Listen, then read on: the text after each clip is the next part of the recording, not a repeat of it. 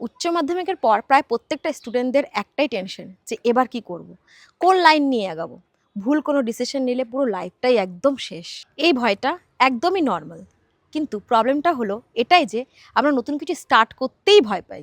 বাংলার প্রতিটা ঘরে প্রায় একই কথা শোনা যায়, আগে ডিগ্রিটা নে পরে দেখা যাবে।